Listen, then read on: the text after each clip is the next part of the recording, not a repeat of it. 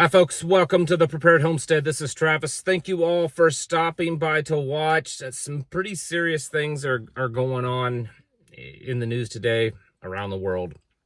And I think, in the last week or so, I've seen several comments in the comment section. I've had people tell me in person that they feel like things are picking up speed. They feel like it's really picking up speed fast, like faster than what they expected. And I believe that is correct. Just let's get on with the easy stuff, I guess, first.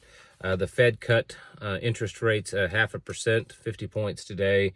Now, I mean, of course, the Biden administration says the economy's great.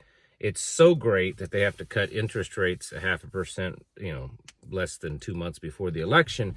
But so the U.S. dollar went down and gold skyrocketed today. And I just want to point this out before I move on further. Today is September 18th, 2024. September 18th, 2007, the Fed did the exact same thing. And then what followed after was the Great Recession of 2008. So just wanted to throw that out there.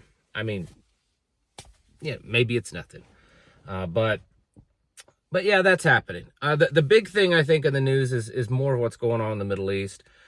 Yes, Russia, Ukraine, that stuff's happening. Ukraine, I talked about that, I believe, this morning. It's crazy that it's a drone, is what they're saying, but the story still is that a drone hit a weapons depot in Russia. What's interesting is the intel that I have seen is that those weapons were in hardened facilities. So I don't know how a drone blew up and caused all the destruction. But anyways, that's going on. Escalations there. But the Middle East is the big thing. So yes, you're all familiar with the pagers, beepers exploding and the thousands of people that are injured. It's still happening, but it's not just pagers and beepers anymore. Cell phones, radios. In fact, may not be humorous to you, but this is the radio that I use, and it's an ICOM, and those are part of them. That exact same radio. So two-way radios, cell phones, security systems. Solar systems, people that have solar systems, doorbell ringers, those doorbell ringers, it's got the camera that's all Wi-Fi, mopeds. I know that there's something else. There was a few other things, but a lot of technological gadgets and stuff have been just randomly exploding in Lebanon.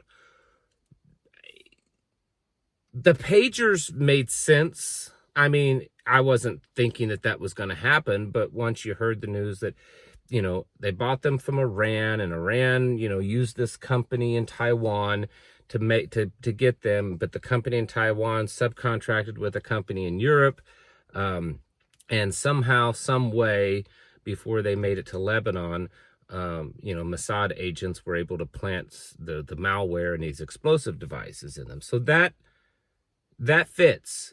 But all this other stuff, there's videos in Lebanon, like up in the high-rise apartments, and you can just hear boom, boom, boom, boom, boom, boom, boom, explosions all over the place. This is big, and I'm not certainly picking sides on this, but there's some very solid arguments being made that this is not just affecting just soldiers, just Hezbollah. There's innocent civilians that's being affected by this. This is also happening in Syria and Iran, Syria, all of them. They're all telling everyone to stop using anything with technology. Stop using cell phones, get rid of them, destroy them. We're only using landline phones to communicate, which of course is going to hamper their efforts. There's so many different directions to go with this. Number one, I've said this for years, and we all use technology. Don't tell me you don't, or you wouldn't be watching this video. We all use technology, but I've said for years that technology, it's gonna destroy us. I mean, it could have been the thing that made our world better. And in some ways it has improved things. But I've always felt that in the end result is it'll destroy us, that it's just evil. And now we've got all these electronic devices exploding, killing people, maiming people, causing a lot of panic, chaos, destruction. And here's the thing: not the death toll isn't that high, and yes, the amount of maiming, the injuries and stuff is fairly high. But from what I'm reading, I think the ones that are like permanently disabled and stuff is a fairly low number considering the amount of devices. But what it has done, it has instilled a level of terror in that region that I don't think has probably ever been seen on this earth ever. I mean, an invading like the October 7th, Hamas invades. Yes, that region, there was a lot of terror going on at that moment. 9/11, a lot of people in New York and certain parts of the world and stuff were terrified in that moment. But this is different. I mean, you don't know what around you is going to explode. Your car, anything. I mean, this is serious. This is big. Reports from northern Israel is that there's mass movement of Israeli Defense Force military moving towards the Lebanese border. Iran has already contacted the United Nations and said that they will absolutely respond to this one. So it may cause Iran to finally get up off its hind end and do something. Not that I'm wanting that. I think it's become a laughable joke of Iran's threats. Maybe this will be the thing. This is serious. It's serious for the geopolitical things going on in that region. This is all happening so fast. So much has happened in the last 24 hours that the backstories have not been able to get caught up with. And whether it's been hidden or just, the few good journalists out there trying to dig into this, they're trying to catch up with the story of what's going on. And so we don't know a whole lot yet. How much was the United States involved in this? To what extent is this? I mean, is this over? Did they utilize all those efforts, or there are bigger things? Remember that Hamas guy in Iran, he was in a hotel or whatever. He was killed because they had planted an explosive device months earlier, believing that's where he'd be. I don't know. I mean, and then that's how he was killed. So this is some very intricate planning. And we've all known that Mossad, this is the kind of stuff Mossad is capable of, not necessarily thinking they would do this in the past, but that this level of sophistication is right in line with Mossad. That this is serious in the matters of how wars get started in this way. But then also there's the other side to this, how this affects us. I mean, like I said, I can understand them putting an explosive device in a pager, but all these other devices, did they also have explosives, or are there ways to cause a lithium battery that we don't know of through malware? I mean, yes, you can heat it up and cause a fire, but we're talking an explosion. I mean, there's a concussion there. That's different than just catching fire. What's the deal with these? And if it is planted explosives, how easy is that? Does that mean that can be happening here? Are there potential terrorists and intelligence agencies and stuff that have done that here? How many of you might have that? I mean, I don't know. I don't want people to start getting scared, but it's definitely something to think about, because as of right now, we don't know the full story. All we know is that there's lots of technological devices in the Middle East that are just now randomly exploding, that's starting to not make sense, like a solar panel system. These off-grid systems, I guess they sell over there. I don't know if it's the panels or if it's the inverter, if it's the batteries. I haven't seen that, but they're exploding. Mopeds, the little mopeds they ride around, they're exploding. What in the world's going on? I don't know, but I believe that this is very serious on many different fronts, and I do think that we're going to start seeing some pretty serious escalations. I mean, I understand that a lot of the Middle East fears Israel because and because of the United States backing them. But at some point, you would think that some of them are going to say, at this point, we don't care. Like, we're going to, you know, and I understand Israel's doing this in retaliation October 7th. I get all that. But when you're strategizing when it comes to wars, you need to see the other person's point of view, so that their perspective, so that you can understand possibly what they might do. And so that's what I'm doing. I'm not taking, their side. I'm just trying to look at it through their lens, how they might view it. And based on history, I could see a very stern reaction out of this, very serious, harsh.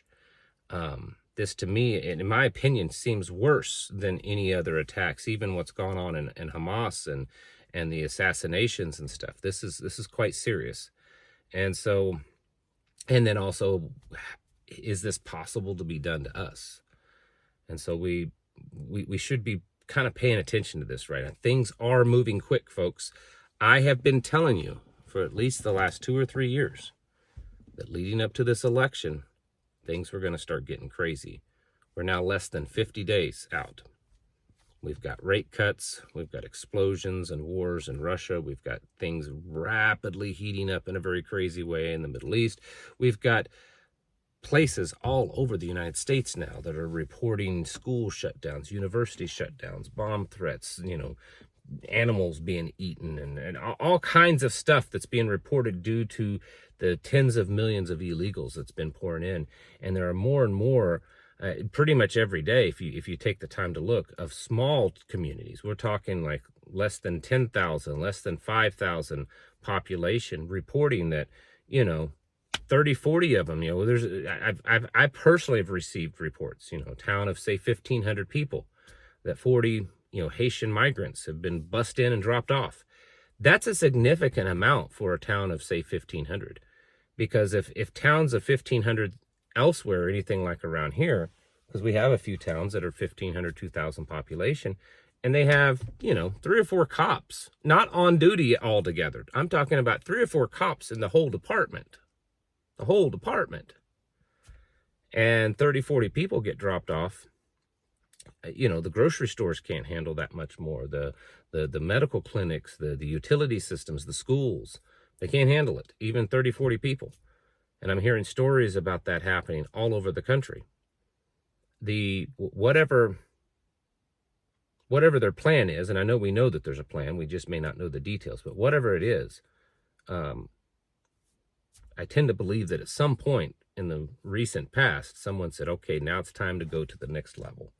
And that's what we're seeing. We're seeing a very rapid progression of events that seem almost completely unrelated all over this country and around the world. And they're moving us all to the same direction, which is their global takeover, their, Agenda 2030, their new reset, all that kind of stuff. And you need to get ready. You need to be stocking up, prepping up, praying up, training up, everything. You can still, I believe there's still a sale down in the description below. I'll leave a link.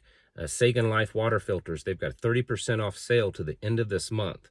And these are very reasonable. We're talking less than $100 for water filters. They're more prepper focused than just something sitting on your counter. You can attach these things to like 55-gallon water drums or 30-gallon drums, things like that you would store water, and it pumps the water out and filters it at the same time. And like I said, they're not expensive. The filters aren't that expensive, and there's a 30% off sale this month. So with all the things going on, clean water is going to be a serious thing, very possibly. I mean, the possibility of infrastructure attacks on water systems and electrical systems at this point, cyber attacks, it's almost a given now that they're probably going to happen. So start making plans and check that product out.